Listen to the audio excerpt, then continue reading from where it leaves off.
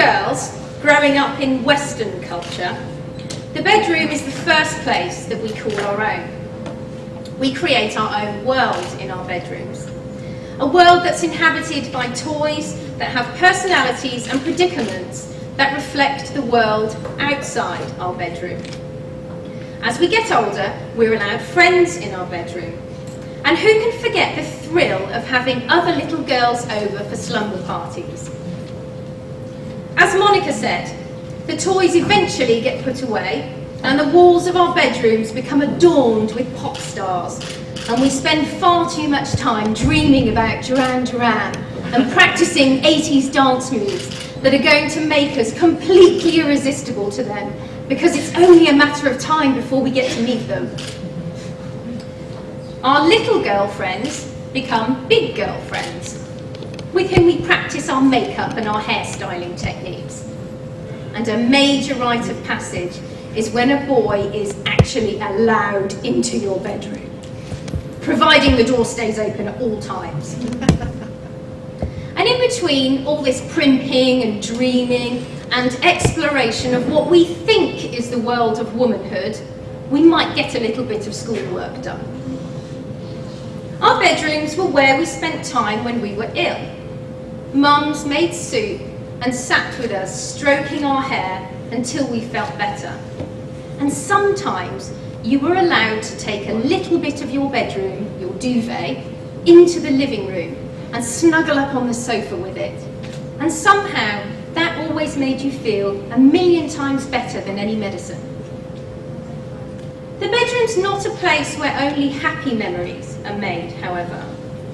It's where we hid and cried for days when that boy that we'd let into our bedroom broke our hearts. And no amount of soup making or hair stroking would ever fix that.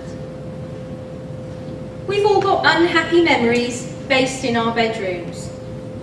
For me, my bedroom was the place where I was informed that my father had left us. And he left Mum to tell me as I was getting ready for school. And with that news, the world outside my bedroom started to fall apart. And the only place where I felt safe was inside my bedroom. But toys and makeup, homework and heartbreak are not the things that immediately spring to mind when we think about in the bedroom. And I'm pretty sure these aren't the topics that I'm expected to talk about when I was asked to talk about in the bedroom. When we think about the phrase in the bedroom, we mean sex. And when we talk about sex, let's not just keep it to the bedroom. Let's talk about sex in the living room. Let's talk about sex in Anne's kitchen. Let's talk about sex in Jerry's garden. And let's talk about sex in the dining room. And I completely understand if you don't want to come to my house for dinner. Now, I shouldn't have been surprised that I was invited here to talk about sex. I've always been asked to talk about sex. And it started when I was a teenager and a girlfriend wasn't sure whether her boyfriend knew what he was doing down there. So I told her, why don't you show him? She was completely shocked. And when you think about it, 20-something years ago, that's a very open-minded thing for a teenage girl to say. Now my girlfriends are all grown up and they've all got kids of their own, and I'm still the open-minded one. Just last week, a friend's 4-year-old asked her mum how her little sister came out of mummy's tummy. The response? Oh, I think Auntie Caroline might know about that. And you can bet, when she asks how her little sister got in mummy's tummy, I'll have a visitor for the weekend. Now, I've always been very pleased that I have such an open attitude towards sex. And I've made it a bit of a mission of mine to make sure that any nieces or friends' daughters are also comfortable talking about sex, at least with me. I don't think I have any sexual hang-ups, and I like that. It's made for a healthy and enjoyable sex life when I've been in a relationship, when I've been single, with a partner, and And yes, when I've been having a little bit of me time as well. I started wondering, why do I have this open-minded attitude towards bedroom activities? We didn't talk about sex in my house growing up. As soon as what my mum liked to call slopping, and she meant kissing, but as soon as what she called slopping started on television, it was, oh, I think it's time to make a cup of tea. And I think she was horrified when she realised I'd lost my virginity. Sex was not a topic of conversation in my house. But what was a very open topic of conversation was body shapes and sizes. I ate healthily and heartily, and one of Mum's favourite phrases was, I won't have any eating disorders in this house. I never once heard the word diet. I played sports and I danced, but it was always for fun, nothing to do with losing weight. And I grew up enjoying my body exactly how it was. I'm now one of the few women I know who loves getting older and really doesn't mind getting a bit bigger. As a young woman, nobody ever told me that my body should be any shape other than the one it actually was. And this, I believe, is the key to my confident and open attitude towards sex. And also connected to why so many women have issues relating to the bedroom. How can you possibly be comfortable with something that you tend to get naked for if you're not comfortable being naked? I believe that in order to be happy in the bedroom, with or without a partner of either gender, we need to be brave enough to ignore unrealistic images of women that are thrown at us on a daily basis, brave enough to ignore the friends who obsess about diets and weight loss, brave enough to ignore what we think men want our bodies to look like, and generally I found that heterosexual men appreciate anyone willing to get naked with them. But this isn't about men, it's not about your friends, it's not about the media or anyone else. It's about you and what you think of your body. We need to love our bodies just the way they are. And there is one particular part of our bodies that we need to love. And it's not the part that you're thinking of. Thanks to Eve Ensler, we're all, hopefully, friends with our vaginas now. We can talk about them, we can look at them, we can touch them. We can wax them, we can pierce them, we can vajazzle them. Something I recently heard about but have yet to try. We've learned to love our vaginas. No. At the bottom of our feelings about the bedroom is the bottom. Now I can feel you groaning inside. Don't make me think about my bottom. All the Japanese women are thinking their bums are too small, too flat, and they don't wiggle enough. All the Western women are thinking their bums are too big, they're too round, way too much wobble going on. When was the last time you thought something nice about your bottom? Now think about your morning routine.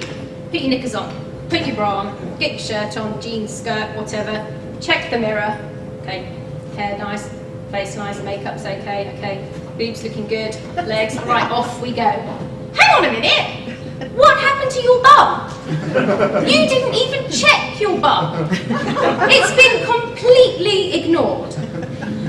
Now, I get it. I know it's difficult to look at, and you've got to kind of twist around, get the mirror that way. Can't be bothered. I want women to bother about their bums. I want women to love their bums. I want you to love your bum. I want you to treat it nicely. If you like to wear big comfy knickers, when you put them on in the morning, spend a minute just thinking about how nice and warm and cosy your bum's going to be all day. If you like to wear G-strings, put them on in the morning thinking, oh, that freedom my buttocks are going to have all day. Why not give your bottom a real treat now and again and go commando under an elegant evening dress? A couple of weeks ago at a really posh gala dinner, I convinced a girlfriend in the ladies to whip her knickers off before heading back in for dessert. I like my bum. I love the way it wobbles. Years ago, a girlfriend and I had nicknames for each other. She had these fantastically large breasts, so her nickname was Bulgy Bosoms, and I was Wobblebot.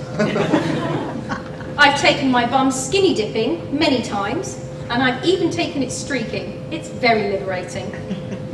You know the pencil test, when you get a pencil and put it under your boob to see how perky it is?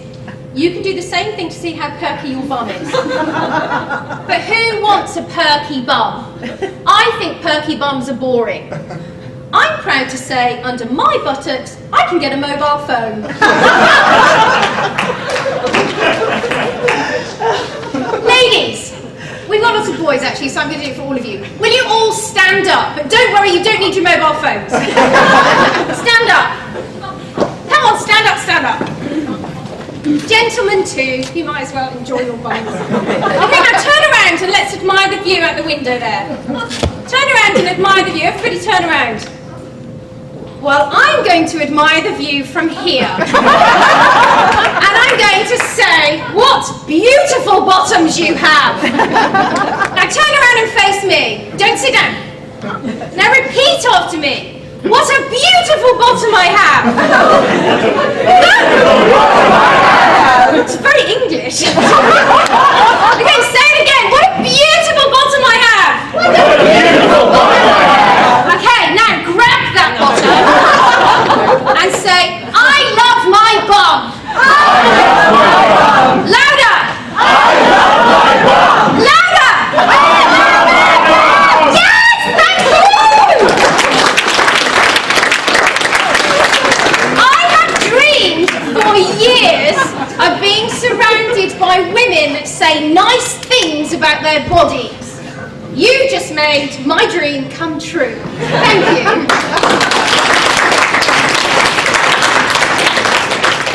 Now, when you love your body, and I don't mean accept your body, because that to me implies you're kind of letting something in that you don't quite agree with. I mean when you truly love your body. You no longer waste time and energy on negative feelings about yourself, and a whole world opens up. You're free to be everything you're meant to be, and free to do everything you are meant to do. If women of all ages, shapes and sizes could love their bodies, and make a real and genuine commitment to helping girls and young women love their bodies, and especially love their bums, imagine the confidence, creativity and productivity they would have throughout their lives. Imagine how much happier and healthier women would be, both in and out of the bedroom. That, I hope you agree, is an idea worth spreading.